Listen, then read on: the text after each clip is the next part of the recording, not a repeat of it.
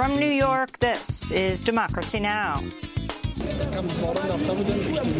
I'd gone there for a visa to America. In the northeast of the airport, there was a very strong and powerful suicide attack in the middle of the people. Many were killed, including Americans. Many were killed and many injured.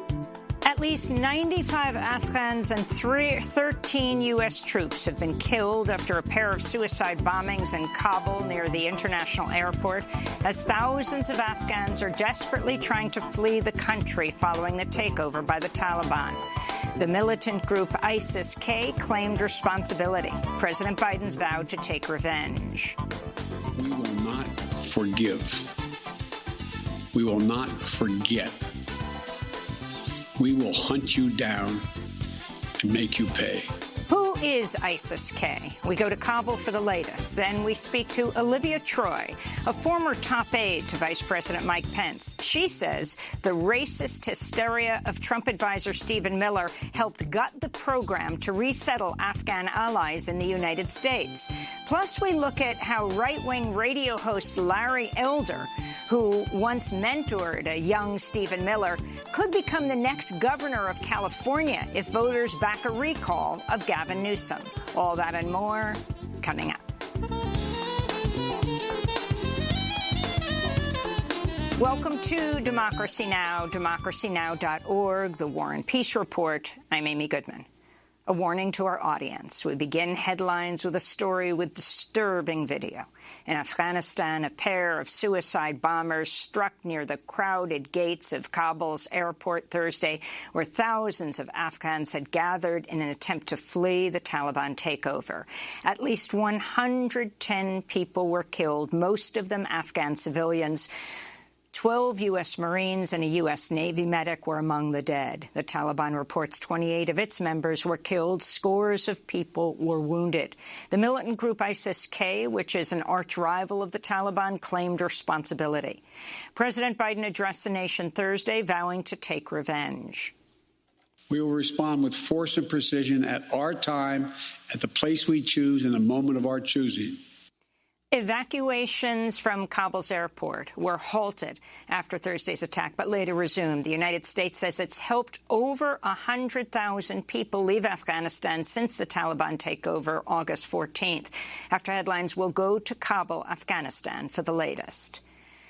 The U.S. Supreme Court struck down the Biden administration's temporary moratorium on evictions during the pandemic. In a 6-3 ruling, the court's conservative majority ruled the Centers for Disease Control exceeded its authority and that only Congress had the power to order a pause on evictions. The court's ruling puts an estimated 3.5 million people at risk of eviction in the next 2 months. In a dissenting opinion signed by Justices Sonia Sotomayor and Elena Kagan, Justice Stephen Breyer wrote, quote, "These people may end up with relatives in shelters or seeking beds in other congregate facilities where the doubly contagious Delta variant threatens to spread quickly," he wrote. The United States recorded nearly 190,000 new coronavirus infections Thursday and over 1,200 deaths. In Illinois, Democratic Governor J.B. Pritzker has reinstated an indoor mask mandate for all residents, regardless of their vaccination status. In Texas, Republican Governor Greg Abbott has signed an executive order banning all government mandates on COVID-19 vaccines, even the Pfizer-BioNTech shot, which was granted full FDA approval this week. Governor Abbott's order came as Texas hospitalizations approached their highest levels of the pandemic, with half of all intensive care unit beds occupied by COVID-19 patients.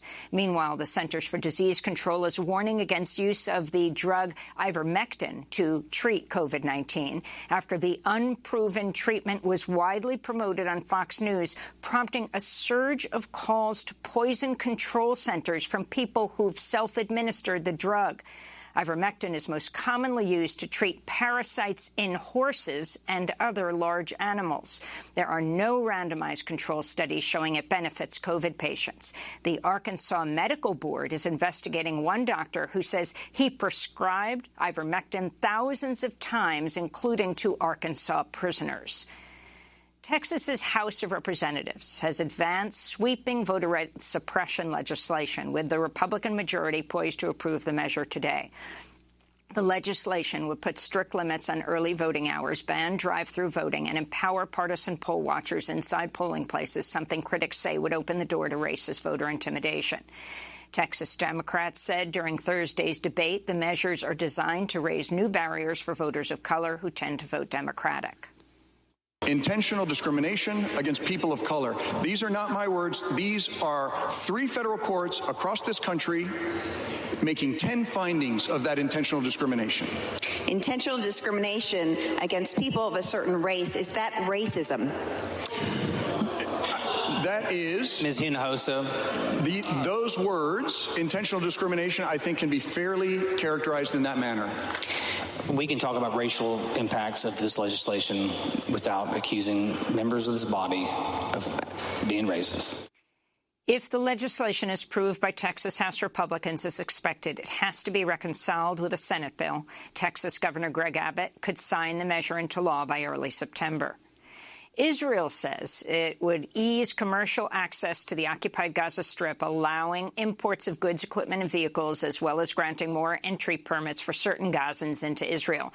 The announcement came after fresh protests at the separation wall Wednesday, demanding an end to the Israeli blockade. Israeli forces fired tear gas and live rounds on a crowd of hundreds, injuring at least 9 people.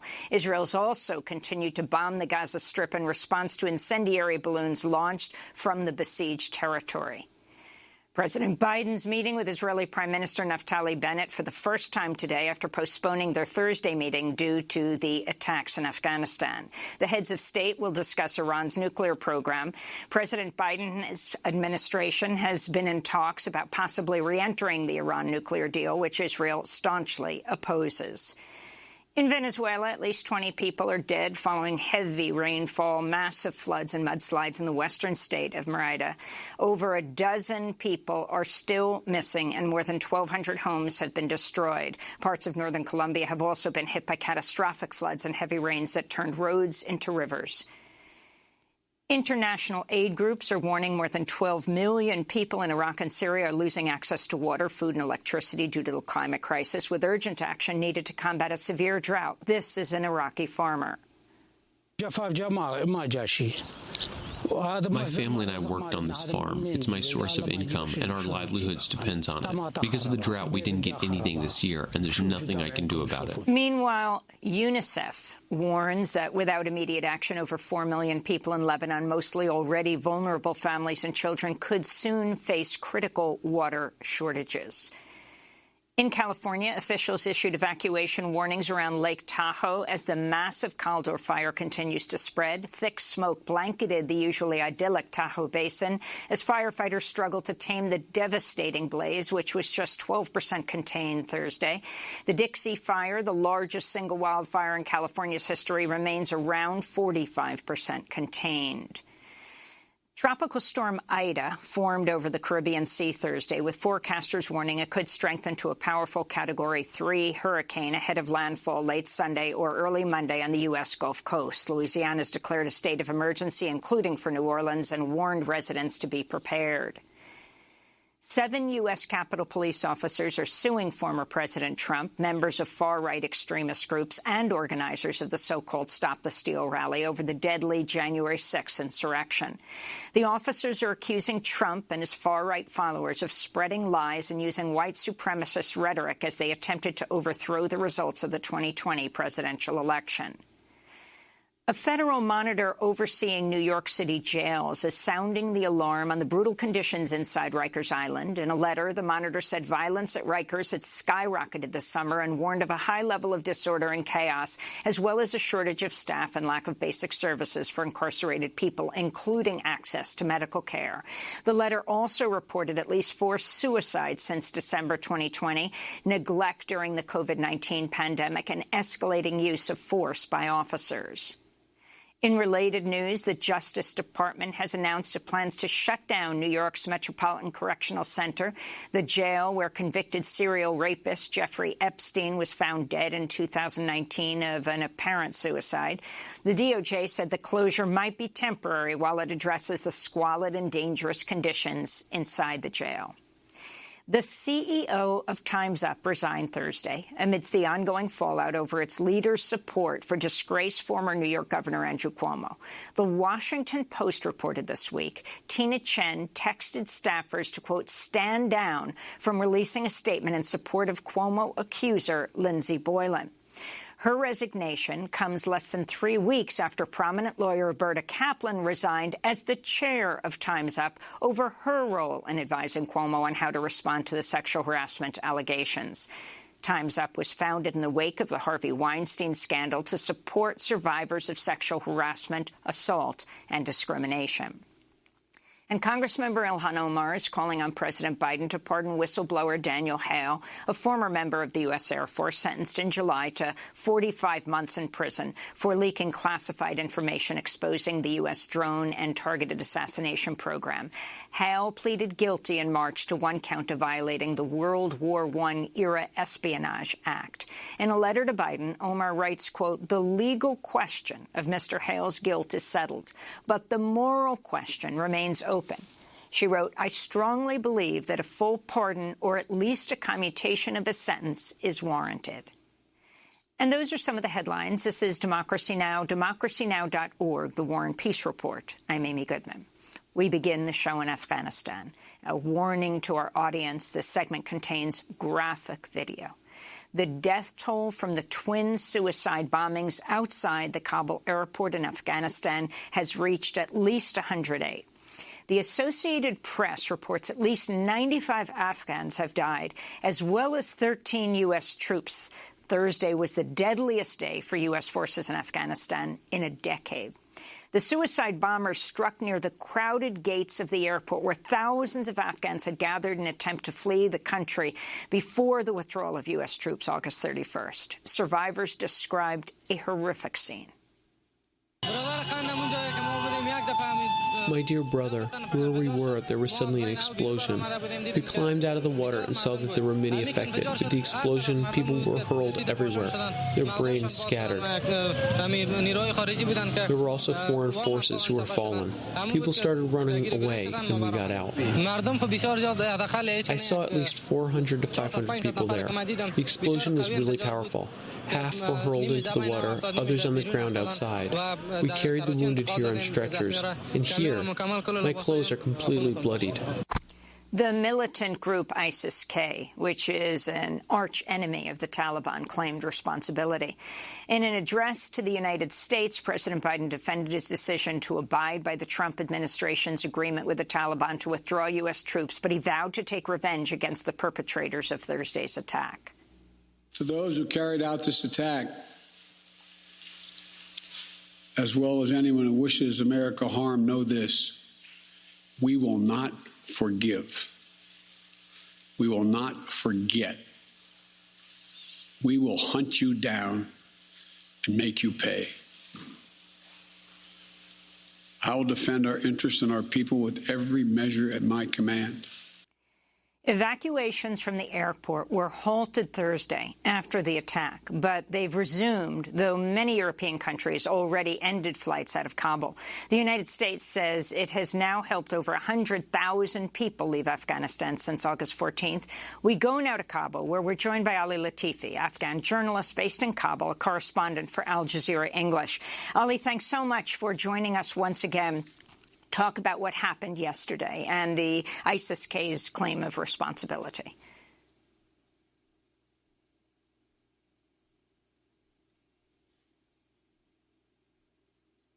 Sorry. So, right.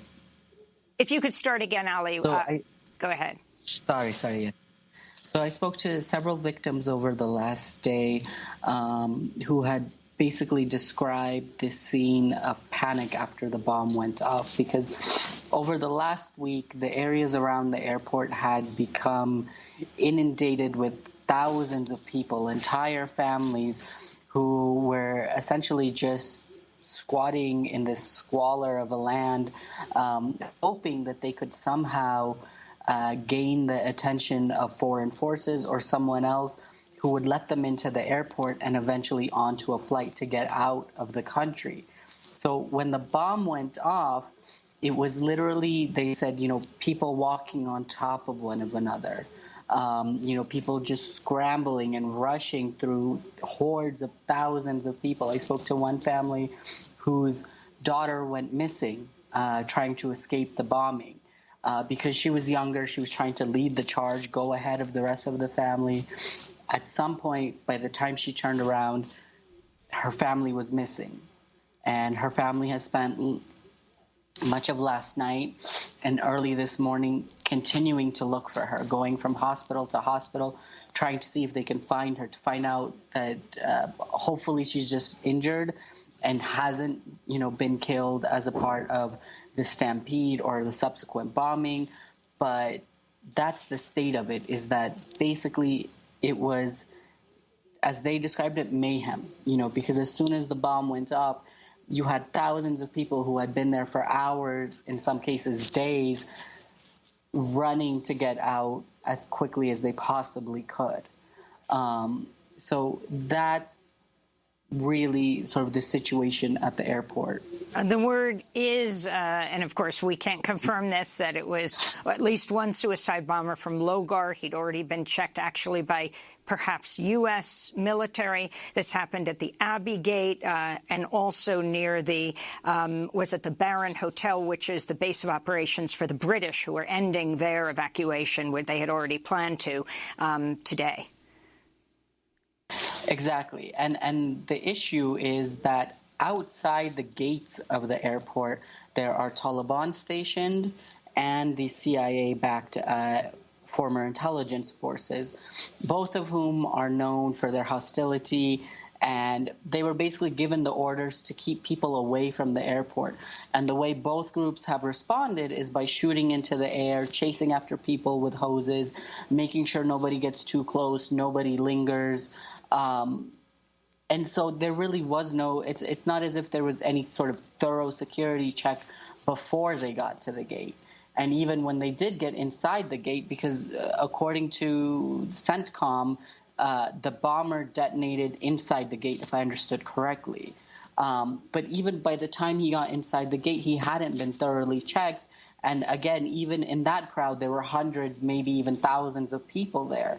So getting to, check him properly would have been almost impossible at that point, because, as I said, the security outside the gates of the airport is very haphazard. It's very violent. It's conducted by the Taliban, and it's conducted by the CIA-backed forces, who are known for their brutality and their rights abuses when they were famous for conducting night raids in this country.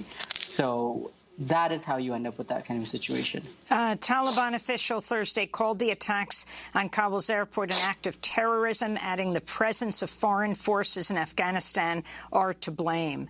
Can you talk about that? It's ironic, isn't it, coming from them? And if the presence of foreign forces is to blame, well, the foreign forces are leaving in 4 days, and the Taliban had been working with those foreign forces to take control of the airport, to essentially help them evacuate people, make it possible for them to evacuate people. So on the one hand, they're blaming the foreign forces, which fine, but they're also working with those foreign forces, and they themselves made a deal with Washington for the withdrawal. So the entire thing is ironic coming from them. So can you talk about the Afghans who are trying to flee the country? Who's being allowed through into the airport? Who's getting out? The U.S. says almost nobody. Almost nobody. And yet the U.S. says it's helped over 100,000 people. I think it's something like 150,000 people have left Afghanistan. Well, I think the question is how many of those were foreigners and how many of them were Afghan. Because I personally in the last week have been in contact with friends of mine, including Afghans who had green cards, who are afraid to take their family to the airport.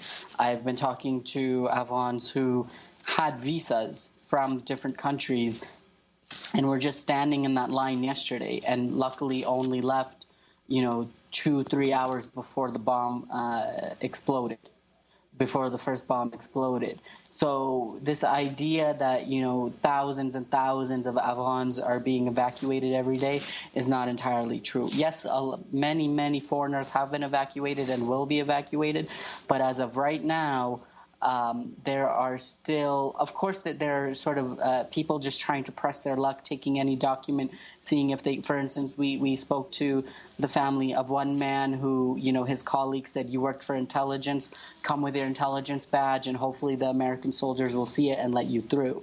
And then we saw other people who had, very flimsy proof, just certificates and random documents at their disposal, hoping that they could get through. But we also know of people who were very far along in the process, who had green cards, who had visas, who were told to come to the airport but could not get through the crowds and could not make it into the actual airport.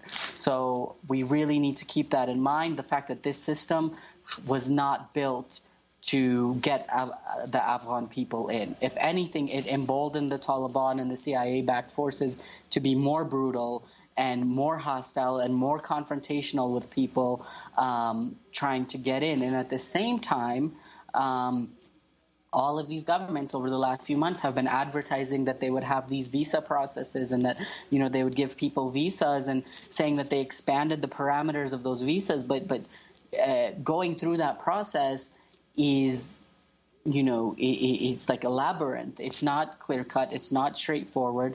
And so a lot of people were left behind because of paperwork, simply. Yeah, we're going to talk about that later in the broadcast, how difficult, especially the Trump administration, with Steve Miller, the advisor. But it's not just the Trump administration. We have to be honest. I don't think we can take this viewpoint of Trump bad, everyone else good.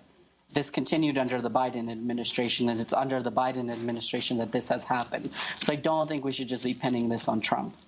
So let me finally ask you about attacks on journalists. You wrote about Ziar Kanyad from Tolo News being attacked by the Taliban. Can you talk about what's happening to journalists? Is this typical right now? It's not necessarily. It's not entirely typical. It's not an exception. Obviously, journalists have always had a hard time in this country. And at this point, everyone is just, they're essentially trying to see how far they can go. What happened to him? Basically, he was outside in the middle of the street in a very populated area of the city, 10:30 in the morning in broad daylight. He was just basically interviewing daily wage workers. He wasn't there was no politician, no soldier, nothing controversial. He was just asking them about the economy when a white armored Land Cruiser stopped, beat him up, beat up his cameraman, his equipment. When they pulled out their media cards, they insulted them, beat them up even more, started hitting them with the butt of their rifles. They were doing nothing controversial whatsoever. And that's the scariest part, is that everybody's essentially at this point over the last 10 days trying to test the waters to see, what is too far for these people and how to see if they will live up to, because, they kept saying the media is free and the media can operate and we want them to operate and all. But, when things like this happen, again, as I said, it was broad daylight in the middle of the city. They were interviewing daily wage workers. There was nothing even remotely controversial about Ali, it. finally, are you planning to stay in Kabul? I hope to be able to stay as long as possible. The situation, we have to see if the Taliban lives by its word, if it protects us, if it allows for some semblance of democracy and freedom of speech, if they don't continue to intimidate and harass and beat up journalists, and they let us to allow us to operate freely. Of course, why would I want to leave my country? I've been lucky. Today I was able to go visit so many victims and tell their stories to the world. And if I'm forced out by them, by their actions, then who will be here to tell those stories and to make sure that they get broadcast and published everywhere as possible? Ali Latifi, I want to thank you for being with us. Afghan journalist based in Kabul, correspondent for Al Jazeera English. Stay safe. Coming up, who is ISIS-K? We'll speak to Haroon Rahimi, assistant professor of law at American University of Afghanistan. Stay with us.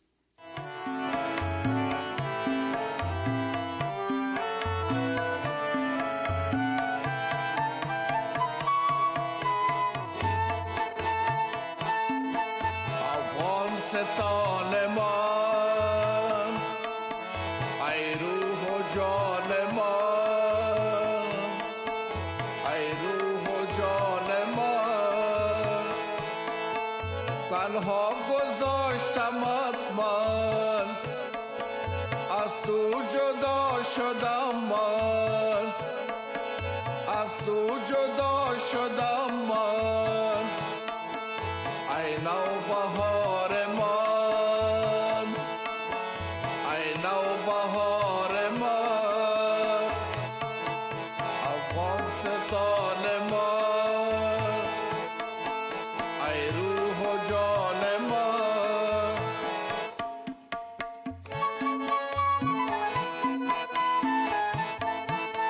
Afghanistan by Badel Safi. This is Democracy Now!, democracynow.org. I'm Amy Goodman.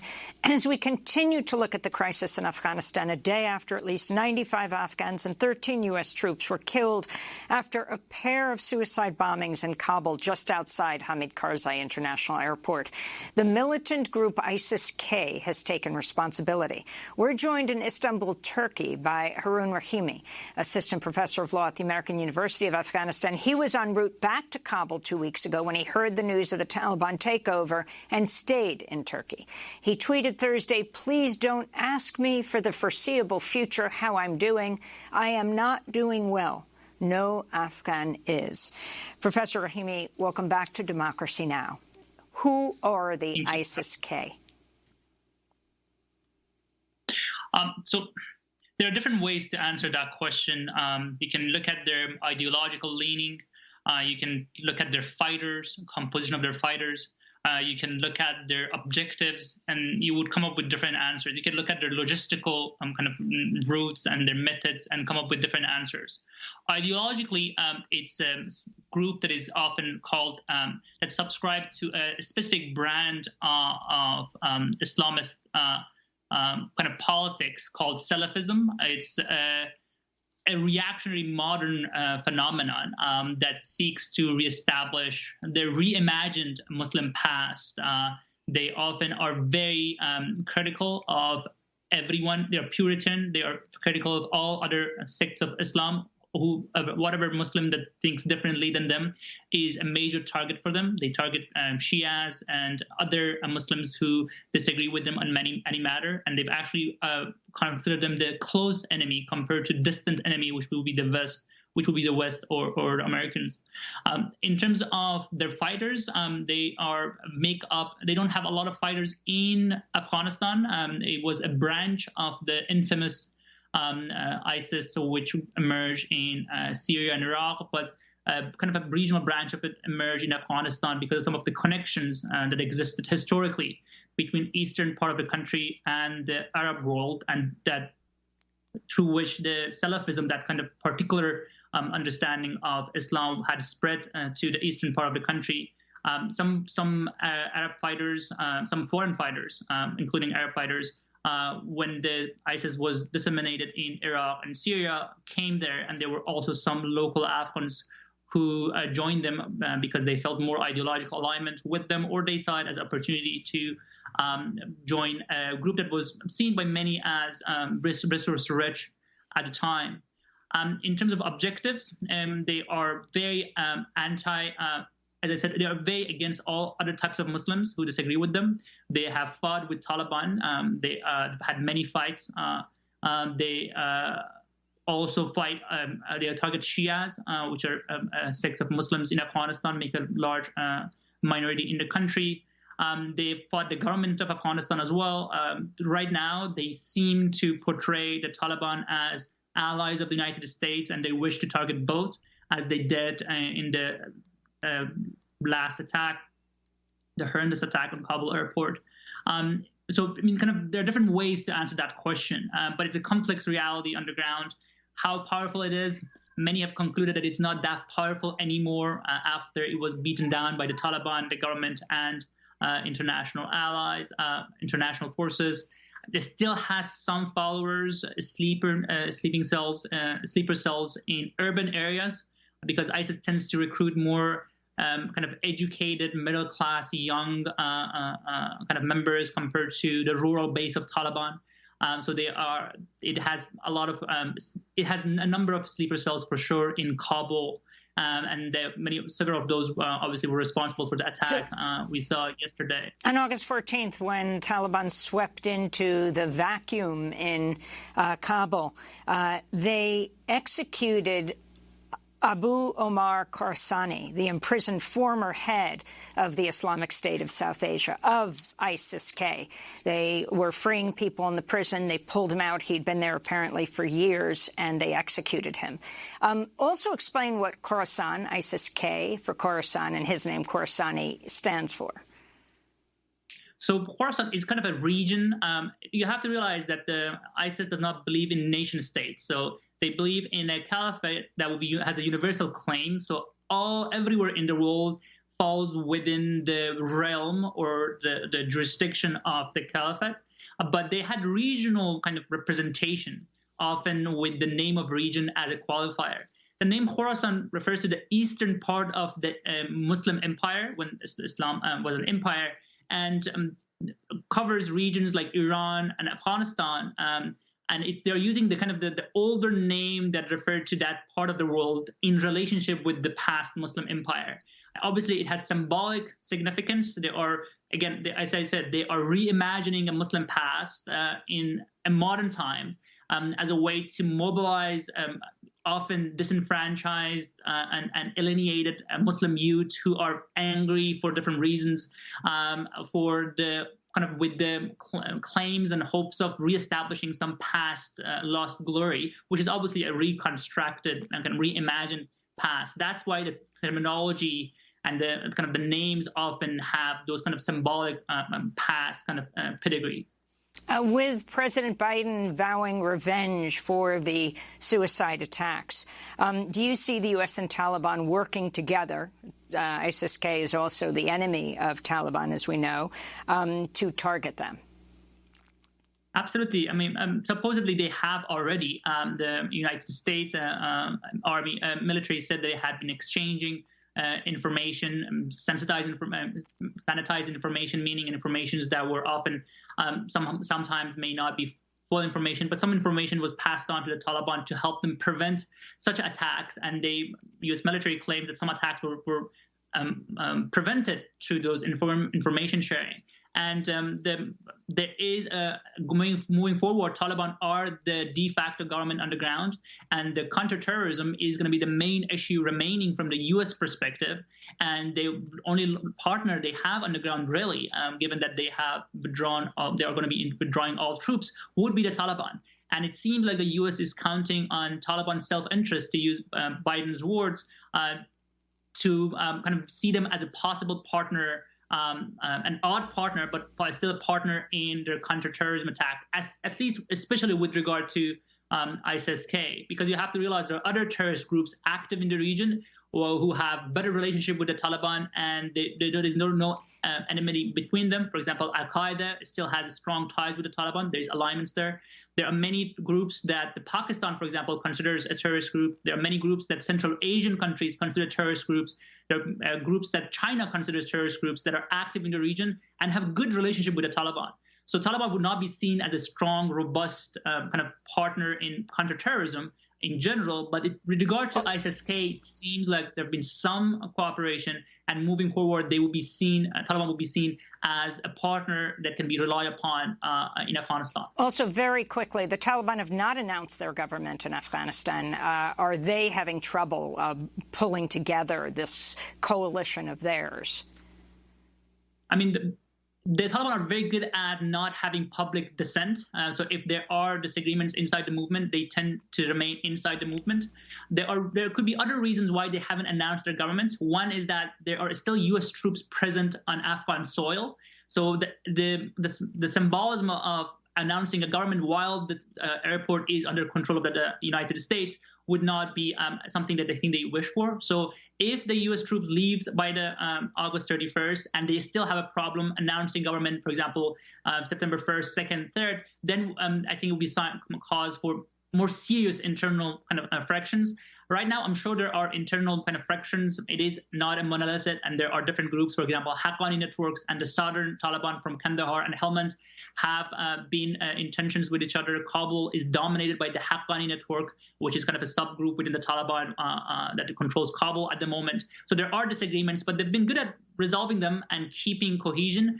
And the fact that they haven't announced the government yet, I don't think is a strong evidence of severe internal divide, just because of the fact that the U.S. is still in Afghanistan, and Taliban would not have announced the government with the U.S. with the Kabul airport being under control of Taliban. And it would finally, just not happen. Haroon, are you planning at any point soon to go back to Afghanistan? I know the president of American University of Afghanistan, your university in Bickford, apparently has fled the country, according to the Wall Street Journal, and others. Will you be coming back? Absolutely. I mean, obviously, just to continue my mission of educating Afghan youth, and also just to go back home. That is where my home is. That's where everyone I love is. I don't have a large family outside of Afghanistan in any meaningful way. All my family is inside Afghanistan. As long as it's safe and I can be reasonably assured that I will not be harmed and targeted personally, I would definitely go back. Haroon Rahimi, I want to thank you so much for being with us. Assistant Professor of Law at American University in Afghanistan. He was en route to Kabul when he heard the news of the Taliban takeover, and at this point has stayed in Istanbul, Turkey. This is Democracy Now!, democracynow.org, The War and Peace Report. I'm Amy Goodman. As thousands of Afghans attempt to flee Afghanistan before the U.S. withdrawal on August 31st, we turn now to look at how the Trump administration made it harder for Afghans who worked with the United States to apply and receive what is known as a SIV, a special immigrant visa. One former top aide to Mike Pence has placed the blame on Trump's xenophobic advisor, Stephen Miller. Olivia Troy recently tweeted, quote, "There were cabinet meetings about this during the Trump administration where Stephen Miller would peddle his racist hysteria about Iraq and Afghanistan. He and his enablers across government would undermine anyone who worked on solving the SIV, special immigrant visa issue, by devastating the system at DHS and state," she said. In recent weeks, Stephen Miller has repeatedly appeared on Fox News to criticize efforts to resettle Afghans in the United States. The Taliban has all of the control of the government now. So the notion that people could just show up at a checkpoint and demand resettlement into the United States, and we could have any idea about their background, their belief system, where they come from, now that the U.S.-backed government has fallen, it's just an impossibility. Resettling in America is not about solving a humanitarian crisis. It's about accomplishing an ideological objective to change America. That is Stephen Miller on Fox. We're joined now by Olivia Troy. She worked as a Homeland Security and counterterrorism advisor to Vice President Mike Pence until she resigned in August of last year. She's now the director of the Republican Accountability Project. Olivia Troy, welcome to Democracy Now! It's great to have you with us. Can you talk more about, I mean, you were in the room. So talk about what the Afghan visa process is. We're talking about now a law passed by Congress. They have to go through something like 14 steps. Is that right? Yes, that's correct. And to hear Stephen Miller sort of just disregard the fact that these people are vetted so extensively. I mean, the process is cumbersome and it is challenging, despite the Trump administration's attempts to really gut the entire thing. But, you know, they have to be sponsored by either the military commander at the time or the person they were working for. They have to get a letter, a recommendation from them. And then it's a series of steps. They go through health checks. They go through vetting. They go through background checks. I mean, this isn't something that just happens overnight. It is a cumbersome process that lasts at least several months. But in this situation, what we've had is that many of these people were in the pipeline for years, just waiting to get through the process, and they never saw results. So describe a scene, describe a meeting that Stephen Miller was in, talking about these Afghan allies. Now, he is continuing to talk about this to this day. But Stephen Miller does not hide the fact that he is anti-immigrant, anti-refugee. This is something that he has been consistent about from day one of the Trump administration when they took office. And whether it was issuing the travel ban, as it's referred to, or in that travel ban, it called for a full stop of the refugee process to do security reviews and review vetting Well, I sat in those meetings when we discussed many of these scenarios. And in these meetings, it was brought to the attention, especially before cabinet meetings and in senior staff meetings at the National Security Council, the importance of protecting these translators, these interpreters, these U.S. allies that have served on the ground with us and who needed to get through the process expeditiously. And Stephen Miller would say, well, these are terrorist cells in the making if you bring them here. He would say, these are going to be, what is it that you want? You guys want a bunch of little Iraqs throughout the United States. You want a bunch of stands everywhere in the country. And it was so offensive to many senior military commanders and generals, brass, military brass, offensive to intelligence career people like myself. Who spoke up? Can you talk about General Mattis, for example, when he couldn't attend a meeting? Yes. So, and he wrote a memo specifically about the P2 program on Iraqis. And I think this is happening in 2018 when we were discussing the refugee ceiling cap. And P2 program is similar to SIV, right? Yes, exactly. And this conversation, we were talking about SIV processes. We're talking about the P2s for Iraqi translators, many of these who had been in the pipeline for years already. And so General Mattis is not able to attend this cabinet meeting on the refugee ceiling discussion. And so he writes a memo. And he writes this memo because he wants it to go on record and he wants it distributed at the meeting because he's concerned about what is going to happen when people come into the room.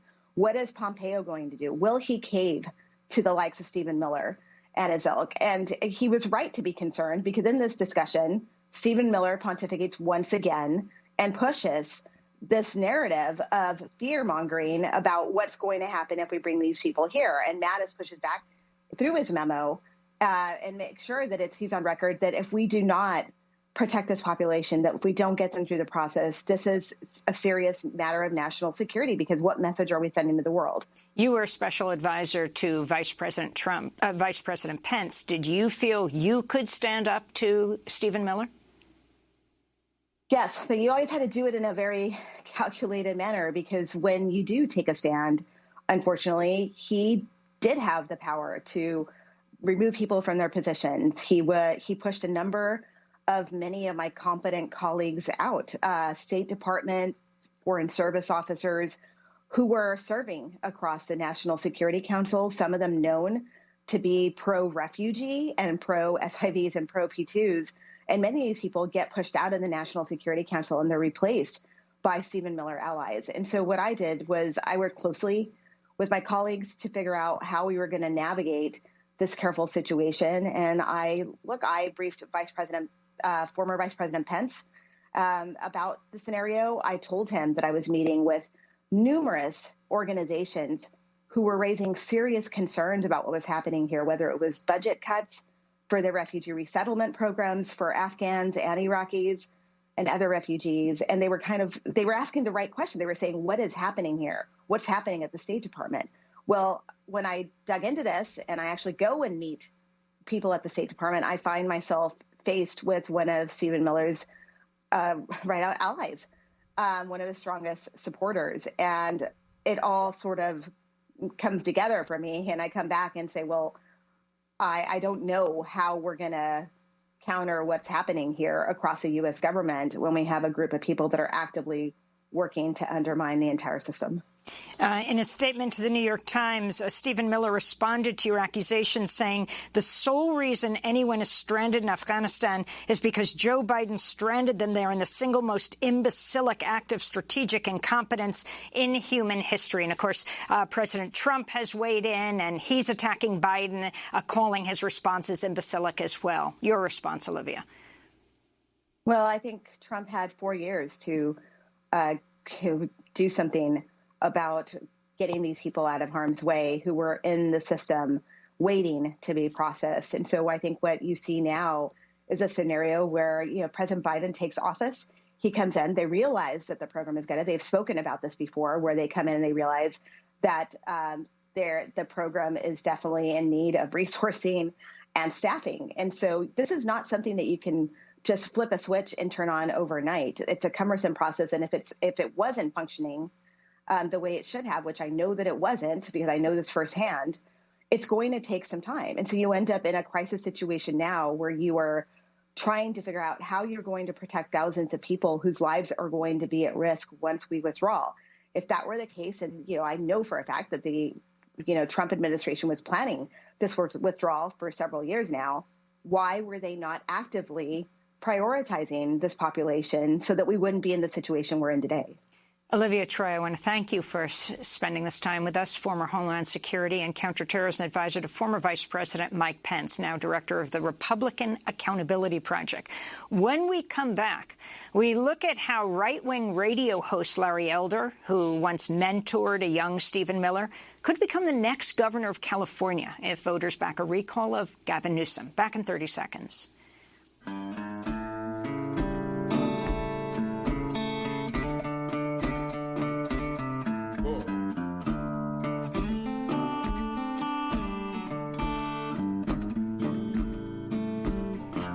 Talking to my neighbors, listening to my friends.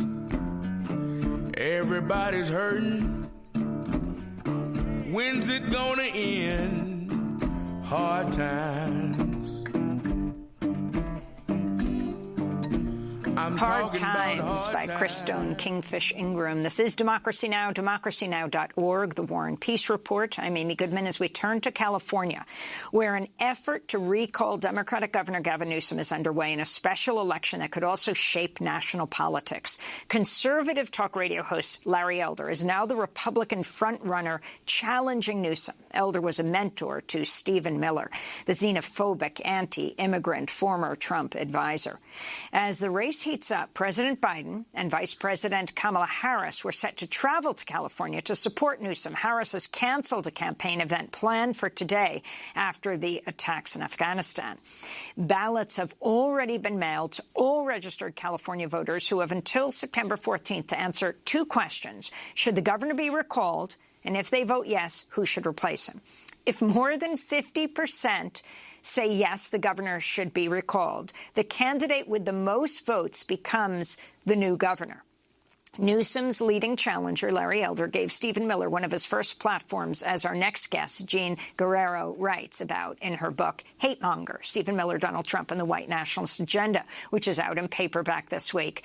Jean is a Los Angeles Times columnist who's written several columns about the recall race. Last week, she wrote, if Larry Elder's elected, life will get harder for Black and Latino Californians. Her latest column, headlined, Gavin Newsom has been one of the most pro-Latino governors in California history, and he's under attack for it. She joins us from San Diego, California. Jean, welcome back to Democracy Now! First, explain this extremely unusual, arcane process in California, how Governor Newsom could be recalled if 51% of people vote against him, but the person who replaces him, which could be Larry Elder, could get something like 18% of the vote.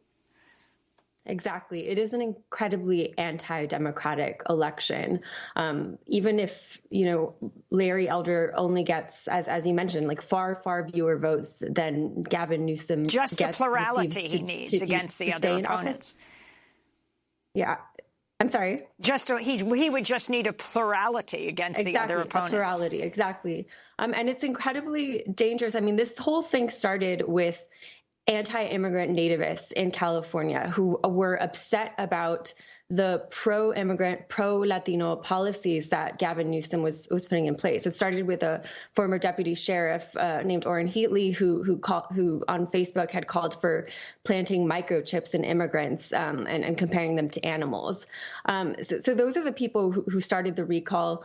It only gained traction after Gavin Newsom was spotted in a restaurant having dinner with some people that he knew, and he wasn't wearing a mask. He admits that was a mistake, and he owns that mistake. But Republicans have used that as propaganda to get support for this recall, and there's been a lot of misinformation around it, but also just general discontent about the pandemic that people are sort of putting on Governor Gavin Newsom. The problem is that the alternative to Newsom is is Larry Elder, who has received so far the most support. And he is a right-wing talk show host who, as I write in my book, mentored Stephen Miller, the anti-immigrant nativist who is the reason that people in Afghanistan who died could still be alive today if he hadn't spent 4 years blocking the admission of refugees and bragging about it, as recently at a conservative conference, saying that he was very proud to have slashed refugee admissions to historic lows. Larry Elder introduced him to this idea that it's not racist to deny the fact of systemic racism, and he's put out this idea to the delight of many white audiences.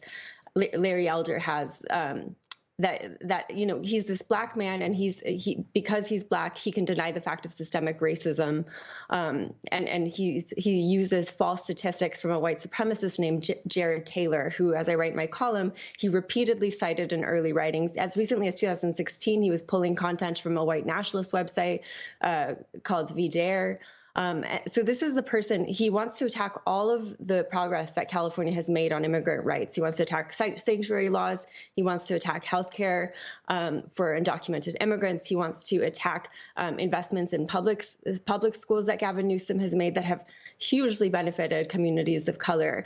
So he basically wants to take California back to the 1990s, when we saw an incredibly anti-immigrant and anti-Black decade in California. So Larry Elder says if he is elected governor of California, he will repeal mask and vaccine mandates immediately. This is Elder.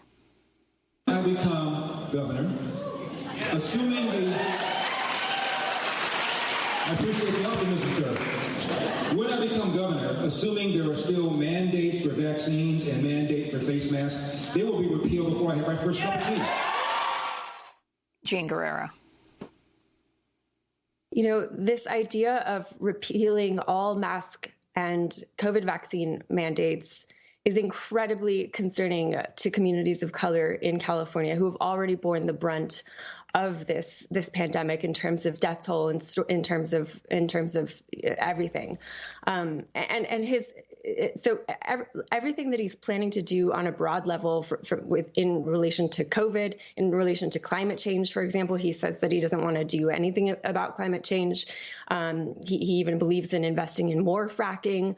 All of these things would disproportionately impact the most marginalized communities in California, who have made significant progress in recent years, thanks to governors like Gavin Newsom prioritizing their needs and really listening and sitting down and hearing them out. But it's so important to understand that what's happening in California could have national repercussions. We're talking about a state that has led the charge against Trumpism, has led the charge in terms of immigrant rights and protecting immigrant communities, helping immigrant communities feel safe, interacting with the police and reporting crimes without fear of deportation. We're talking about a state that has made significant advances on racial justice, a deep blue state.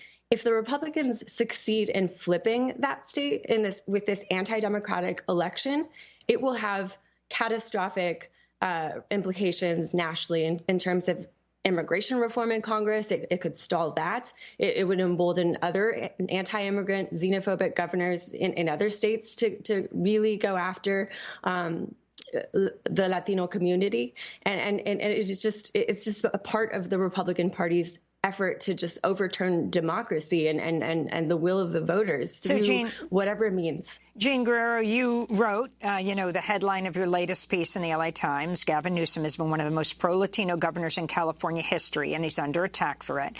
You've also said that Democratic outreach to Latino voters on the California recall election is not working. So, do people even realize this is happening? No, they don't. That's the problem, is the communities who have the most to lose right now are kind of checked out because of the fact that we have suffered so much under the pandemic. I mean, just, essential workers who've had to keep going to work and they have fatigue from the pandemic. They have fatigue from Trumpism and the rise in hate crimes that occurred under the administration. So a lot of young Latinos in particular who I've been speaking with are just kind of tuning this out. Like, it's just too much for them.